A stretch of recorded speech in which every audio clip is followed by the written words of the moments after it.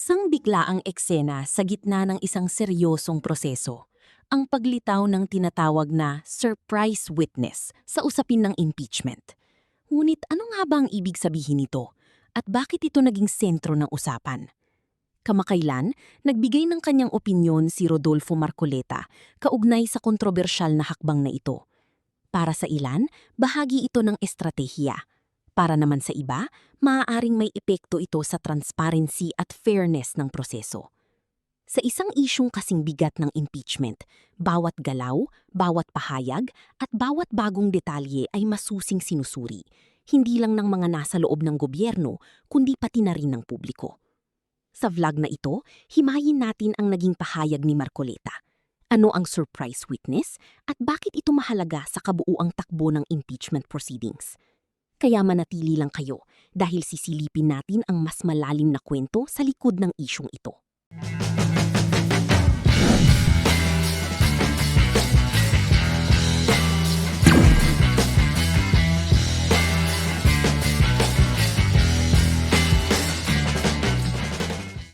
Anyway, Sen, ito mukhang puro daw po talagang pasulong. Ito pong pagharap ni Ramil Madriaga. Sino Diyan po yun? sa Kamara de Representante. Nabalitaan ko nga. Sa pagdinig dyan, aba, mukhang gagamitin yata itong state witness, Sen. Ano ito eh? Surprise witness. Hindi naman surprise, kundi expected naman ito. Ito ho ang pinagkaguluhan ng Kamara de Representante. Pinagkaguluhan. Pinagkaguluhan po, Sen. Bakit? Mukhang... Kasi ako, sa totoo lang, Opo. wala pa akong nakita kahit anong klaseng episode ng kanilang ano. Nababalitaan ko lang. Ganun ba? Hindi ko na Hindi papanood. napapanood, ano ha? Yun nga po. Ano yung salita mo kanina? Na surprise witness daw po. Oh. Inimbitahan daw po ito para sabihin at Di parang ano ito ka mo, parang surprise witness nila. may sinabi ka parang ito yung pang ano. Surprise ba yung sinabi mo? Opo. Sige. Kasi nga raw ho, Bakit siya surprise? marami daw po itong alam at di umano ay pinagkakatiwalaan daw po ito ng dating Pangulong Rodrigo Duterte at saka ni VP Inday Sara Duterte, Sen. At ito daw pala ay nagdi-deliver ng male-maleta, dapol bag ng salapi sa mga kakilala ng dating Pangulo at ng pangalawang Pangulo, Inday Sara Duterte. Kung surprise witness siya, bakit siya nilabas ngayon? Para daw po talagang maidiin, makakita ng probable cause. Kasi di ba sa Justice Committee ng Kamara, yun lang ata ang hinahanap nila, Sen, di ba? Probable cause. Alam ko kasi by stages yan, di ba? Opo. Kinakailangan makapasa ka dun sa sufficient inform. Sufficiency Una po yan. inform. Opo, oo. Tatlo yan eh. Sufficiency inform, Substance. sufficiency in substance, Yes po. at saka the complaint alleges sufficient grounds, parang ganyan. Okay, oo. Kaya kailangan merong determination of whether or not the complaint alleges sufficient grounds. Opo. So nag-declare, di ba, sabi niya, ang pagkakaalam ko, nag-declare ng sufficiency of grounds eh. Yes po. O di sapat na yon. Bakit nagkakaroon ng hearing? Yun ang aking tinatanong sa'yo. Hindi, sabi daw kasi mukhang nire-required na rin po ata siya na magkaroon ng, dati tawag nila mini trial eh. Ano ha? Para, kumbaga sa fiscal daw po, pagkariwang kaso, magkaroon daw po ng basihan para maiakyat sa korte yung kasong kinakaharap ng isang tao. Hindi, mali yun. Ganun ho ba?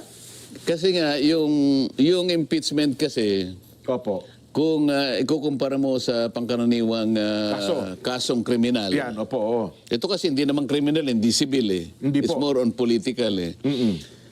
Ipaghalimbawa mo, kaya nga merong ang tinatawag nating maghahabla sa kanya, House of Representatives eh. Opo. Kaya nga sa setup natin, magsisimula yung impeachment sa House. Yes po, sa Kamara, oo. At pagkatapos na establish nila yung kanilang cause of action, kung tutuusin mo sa regular cause of action eh. Opo. Sa House naman, articles of impeachment. Sa mga tin, kung ilang pananagutan ang gusto nilang gawing para ihabla siya. Halimbawa, 10 articles. prosecutorial ito eh. Opo. Kaya nga ang tawag doon sa mga maghahabla, prosecution. Yes po. Kaya sa tuntunin ng House, meron silang i-elect na 11 prosecutors. 11 prosecutors, yes. Sa mga tweet, ang nature ng impeachment proceeding sa House, inquisitorial lang siya, parang preliminary investigation. Opo. Mhm. Kapag ka pumunta ka sa piskalya, hindi nagtatrial doon eh. Ganun ho ba? Sapat na sa piskal yung madistinggin niya. Kasi noon, lalo na noon Opo, ang quantum of evidence noon ay probable cause. Opo, So masyado siyang mababaw. Na basta naisip lang ng piskal na may batayan ito. Okay ito. mukhang dapat ko talagang ihabla to. Isampa na sa korte So yan. pag nagsampa siya sa korte, aarestuin na siya. Opo. Probable cause. Pero ngayon kasi, binago na yun eh. Okay. Ang quantum of evidence ay yung tinatawag nilang prima facie Prima facie, opo. with sufficient certainty of conviction. Ganun eh. Yes po. Kaya ngayon, pag sinabi mong prima facie, almost almost sigurado na may kalalagyan to. Yung inireklamo, tama kayo. Opo. Oo. Oo. Ngayon, kung surprise witness, si Madriaga, ba't nilabas nila? Kasi itong mga sinasabi nila ngayon, ang talagang trial sa Senate eh. Ngayon lang nakikita ko na yung halimbawa, pag nakita ko yung testimony niya, di napaghandaan ko na siya, ito tatanungin ko siya ng Yun na ganito. nga po, oo. Tatanungin ko ganito. Oo. Paano kung lahat ng tinanong ko bumagsak siya? Eh di wala.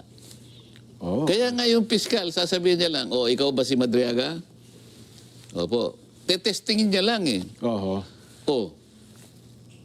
Kuminsan ang daming nahuhuli sa piskalya pa lang Piskal, oo. Kasi nung nagtatrial pa ako sa bandang Laguna, Opo.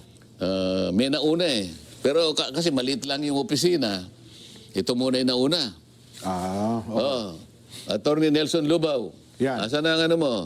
Sir, halika. Asan yung akusado? Asan yung complainant? Ito. Complainant, halika. Sabi ng piskal, Opo. Ito ba ang iyong salaysay? Oo. Ito yung complaint mo? Opo. Nako. Oo. Di ba puro kasinungalingan ito? Di ba tinuruan ka lang? Ganun sabi ng piskal, Kasi po, ang abogado po patay na siya. Ganun lang naman ang ano eh. So pag na-establish niya, kahit na tinakot niya, Oo. pero mababa ito. Opo. Kahit anong gawin niya. Sige, okay. Pero hindi siya magta-trial na iisa-isahin mo ng ganyan na wala.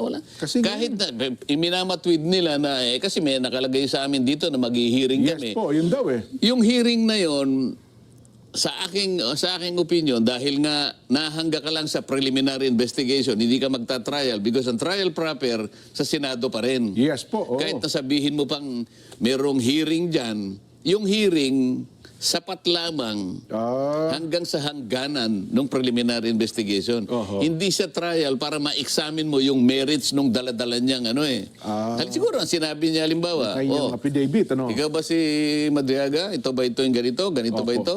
Pirma mo ba ito? Oo. Ito bang taong binanggit mo rito, buhay? Ito bang ganito? Ganyan. Hanggang ganun lang. Pero yung merito nito, para ngayon ay tingnan mo yung kung bastante ang kanyang kredibilidad. Hindi yun ang Ganun ho ba? Hindi yun. Kaya nga sabi ko, kung ito yung star witness, para halimbawa gamitin nila, Against Vice President. unang-una, preliminary investigation lang to eh. Tapos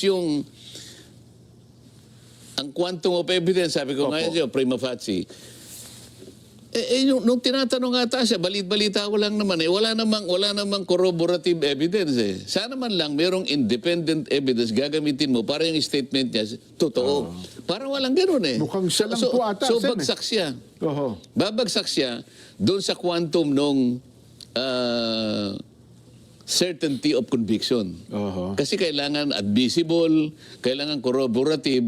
Paano mag-admissible meron daw checking Opo, yun. Isa pa yun. May nalabas ang check eh. Ito nga yung sinasabi ko, dito pa lang, lilitaw na yung bakit sila nagpakadalubhasa na ilabas ito kung ito pala yung kanilang pambato. Hindi, pero Sa akin meron, lang naman, ha? kung wala man daw po mga corroborative statements, baka naman daw po sa mga dokumento, mga hawak nitong papel.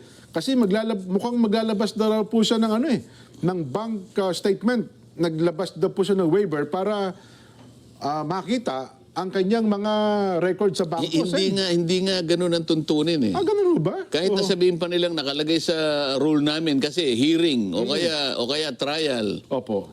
Pag binangga mo yung tuntunin na yun sa liwanag ng Constitution, hindi kasali doon eh. Ang merong trial, ang trial sa Sa Senado talaga dapat, Senate Court na So po. yung bahagi na yun Impeachment court. kasi, boss, sa kanya, ito yung aming tuntunin eh. Pero yung bahagi na yan, unconstitutional yan. May bahagi dyan na salig sa kasaligang pero kung magta-trial ka, hindi sinasabing ikaw magta-trial. Ilang masasabi ko doon. Ang problema, At saka dapat susuriin mo yun bang mga sasabihin niya.